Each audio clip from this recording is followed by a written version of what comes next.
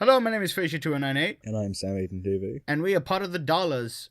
We wish, actually. There actually is a real website, so go check it out. And the password is Balkano, surprisingly, so that's pretty funny. No, anyways, let's talk about Durarara episode, what episode, 5. Sam? 5. Thank you very much. Episode 5. So what happens in Durarara episode 5 is actually pretty funny. Izaya, we get Izaya, and we all love Izaya on screen. Let's be honest. Seeing Izaya on screen makes our day that much more better. And he's just talking about humans and the price of a human soul, and that people would be able to kill another human for money if they were given the opportunity. Some might not, some will, and that's why humans are so interesting to him.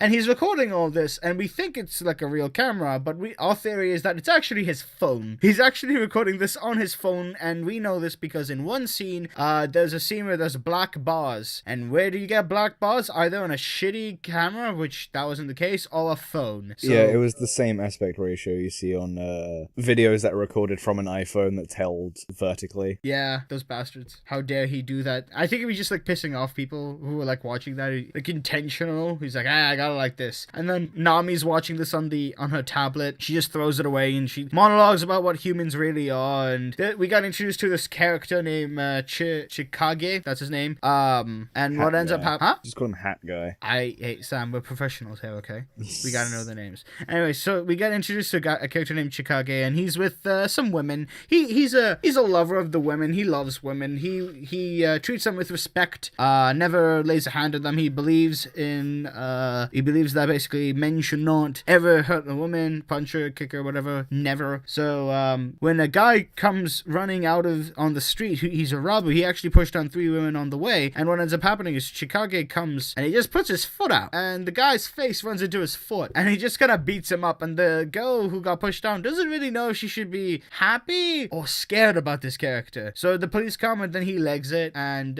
he runs with his underage females. Okay, I can't tell if the guy is still in high school or if he's not. If he's not in high school, then he's a pedophile. He's hanging out with underage girls. Well, although it's never said that he slept with them. no, that's true. That's true. He could just be normal friends. That is true. Let's not assume the worst. So after that happens, yeah, so it's Izaya and Chikage. What else happens? You got, because it's really confusing, because I don't really remember the middle aspect of it. You got Shizuo. You got some Shizuo. Basically, it's the little girl. Yeah, Shizuo and the little girl. Basically, Shizuo is sitting in, like, this cafe, getting some coffee with Tom, and then this little girl comes by, and she sees Shizuo, and she gets kind of happy, and she brings out this photo, and you assume she's either related to him, but we don't ever assume that ever, or that she's, like, a fan of Shizuo. She admires him. So when Shizuo comes out and sees the little girl, Durarara describes her as a doll, a very, how can I put, innocent in a way. She's supposed to be innocent, and she's really not, because she then repeats the words die, die, die, and pulls out a stun gun on Shizuo. Of course, when she does it, Shizuo doesn't really feel anything. He just kind of goes, ow, that kind of hurt. And then the little girl's kind of knocked down, and people are watching, and they assume that Shizuo knocked down the little girl, and it's not good nonetheless, and the police start to come. And so they're running, Tom and Shizuo, and the little girl's attached to Shizuo, and Shizuo's like, we gotta get rid of this girl. Where do we get rid of her? And he goes, well, you can't bring her to the company, and we can't take her to my place or your brother's place. How about we take her to Shinra? And of course, they're gonna run to Shinra's place, and that's it. Another part of Durarara what happened was Salty was offered a job by this mobster, and basically her job is to get that girl, retrieve that girl, which is actually gonna be very convenient, because when she goes home, she's gonna see that little girl at her own home. So that's probably most likely what's gonna happen. Also, there's another biker chick that comes along, and she already knows who Salty is because she said Halloween night, assuming she's a creature of some sorts, and she pulls out like these wires, and of course when she goes back and stops, Salty's helmet comes off, and she's not really decapitated or anything, because guess what, she has no head to begin with. So yeah, so let's see where that goes. If my theory is correct, that girl should be a character named Veronica, and if that's not who she is, then we'll get introduced to a character named Veronica later on.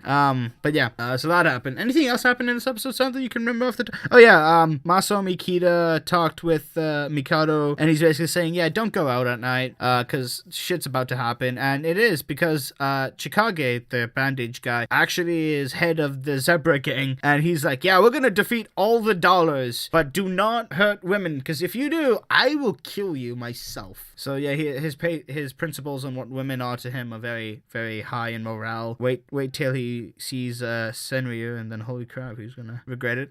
So anyways, yeah, that has been that episode. Sam, you can go first and your thoughts and opinions. Solid episode.